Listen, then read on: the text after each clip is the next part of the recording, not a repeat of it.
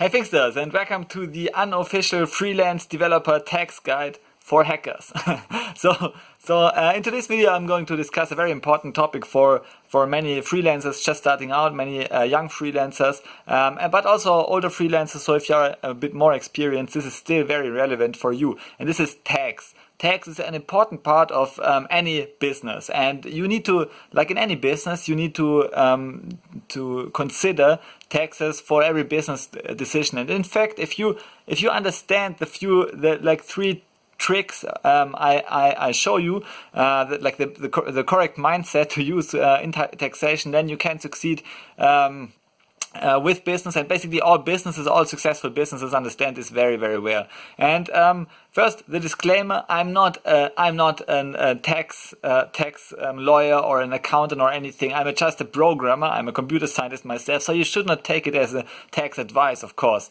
I mean, it's not an advice I can give you. I'm just a coder. It may be completely flawed and everything, but actually I know a thing or two about tax because I have also created my own business, and I'm very interested in these matters because of my online business. So I also read a lot of annual reports and so on, and I also study the successful companies. And yeah, first of all, I just want to dive into three very important tricks rather than give you the whole picture and tell you which corporation you should use and so on. I mean, you can read this everywhere. It's boring, and in many cases it's an important decision, but I mean, I'm not the guy giving you that advice. I can give you a bit more strategical advice, a bit more like tactical, tricky advice that is applied by the successful business owners, but many don't talk about this.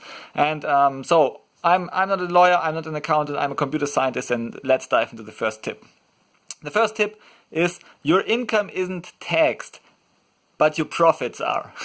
So of course you have sales tax and everything, but after that, I mean, income tax for an employee has income tax. So he has a tax on his income.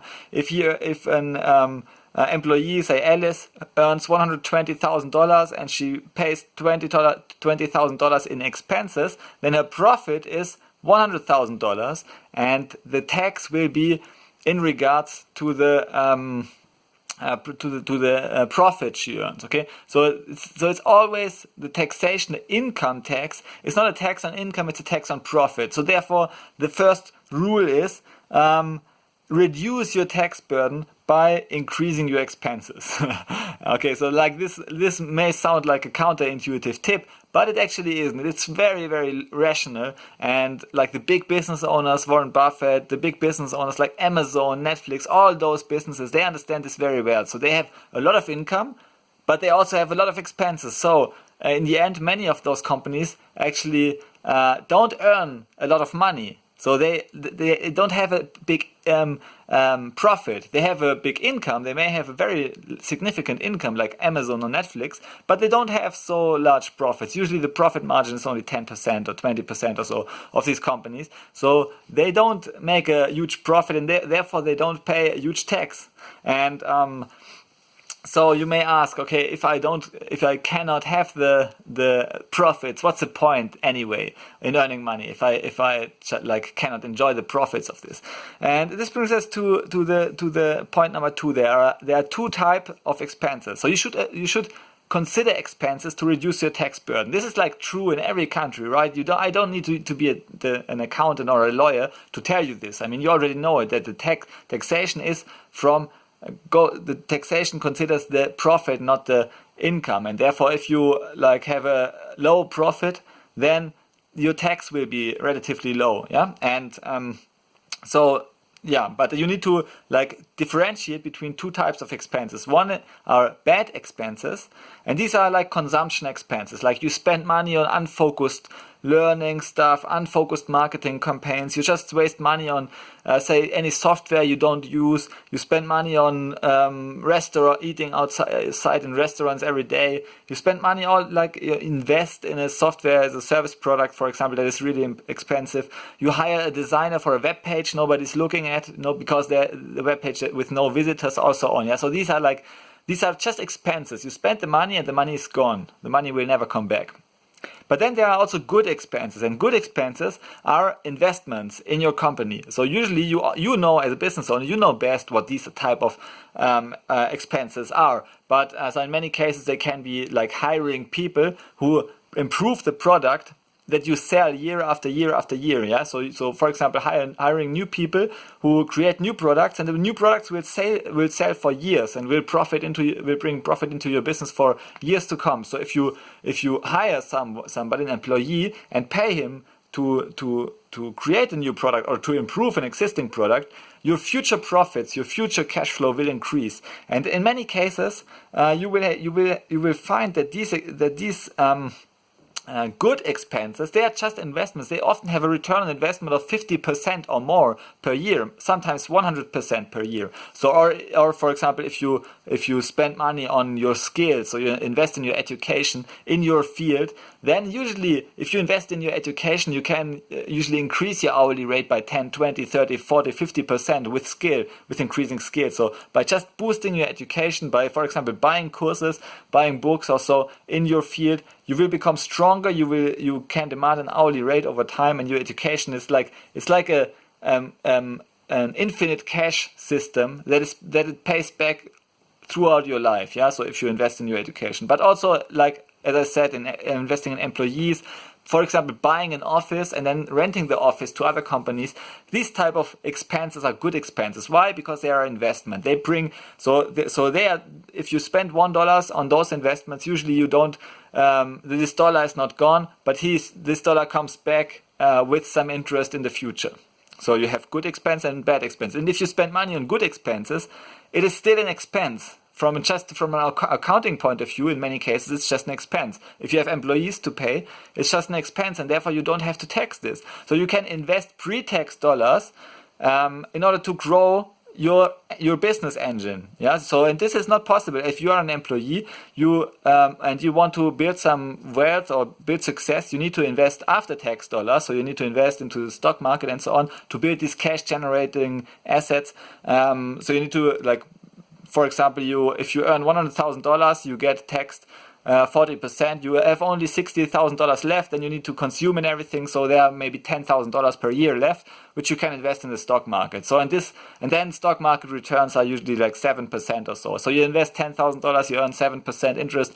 It's nice, but it's like it's a very slow way to some meaningful numbers. And but if you are a business owner, you usually have opportunities to earn 150, 200, even 1000% return on investment on some limited sums. This is not scalable, so you cannot scale this type of investments. That's why these investments, if you grow, usually you will have fewer and fewer opportunities to invest in these type of things. But if you are still a small business, then you can invest in these.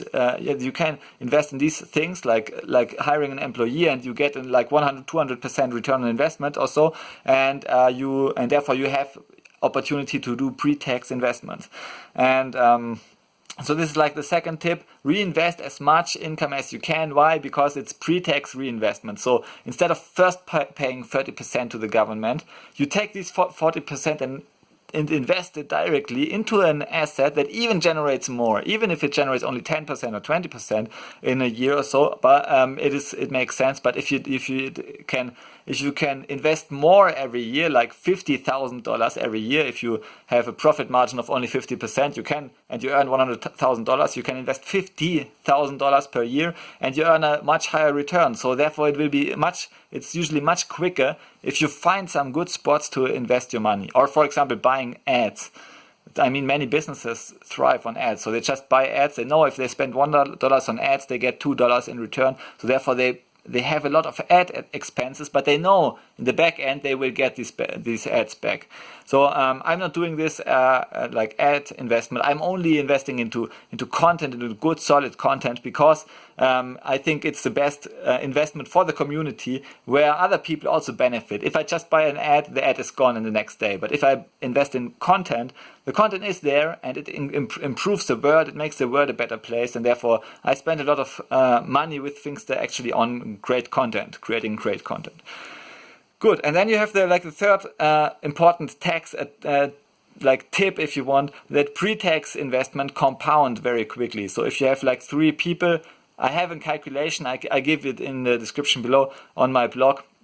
If you have 3 people, Alice, Bob, and Carl, say they have a different profit margin. So Alice has 90% profit margin, Bob has 50% profit margin, and Carl has only 10% profit margin. So Carl leaves 90% of his income in his business doing these reinvestment deals. And usually, so if you look at the growth curves, very quickly will Carl outperform both Alice and Bob. So high profit margin or high profitability of a business is not always good. Usually if there's another business owner who is able to go for lower profit margin and reinvesting more into the business, they can grow much, much faster. So this is like the secret sauce how the big companies like Netflix, they invest in content a lot. They invest in new movies, for example, or Fiverr or Upwork, or these companies, they build network effects. They have a lot of expenses, so they reinvest all their income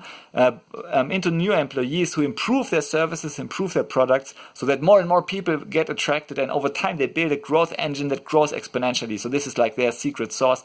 They have this growth engine. They invest pre-tax dollars. And for you as a freelance developer, there are also these opportunities. I mean, if you invest in good equipment, if you invest in a good computer that, say, increases your productivity by 10%, I mean, you just have to calculate. I mean, you spend $1,000 in a year, but your productivity increases by 10%, so therefore you earn 10% more per year. So you earn $110,000 instead of $100,000. So you just earned back $10,000 by increasing your productivity by 10%. Yeah.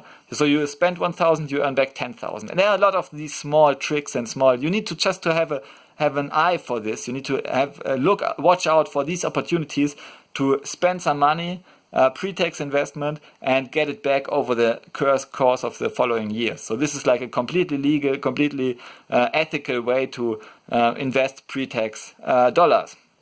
Okay, so if you want to learn more about how to become a thriving coding business owner online, then check out my Finxter Python Freelancer course. I show you everything I know about freelancing and online business creation, and I show you how I actually succeeded with my online business Finxter, and now leading a company of 20 employees or freelancers working for us and improving the content, improving the value offered by Finxter. So we educate 100,000 of students every month in Python, in computer science, and this is actually my big goal, to bring computer science education to every person who wants computer science education, so who wants to become a thriving programmer, who is able to finish code projects, the code projects they dream about. Because I think if you have a society of good coders who are able to solve the challenging problems of our times, then we have the biggest leverage effect there is. I mean, we can, if we can really accomplish this situation where every person is capable of solving problems through computing, then our collective capability or problem-solving capability just increases exponentially over time. So I think really it's very important for us as humanity to find ways out of our problems and of our misery through computing. So that's like my big topic, why I want to push computer science education as far as possible. Okay, thanks for watching this video, and see you in the next video. Bye.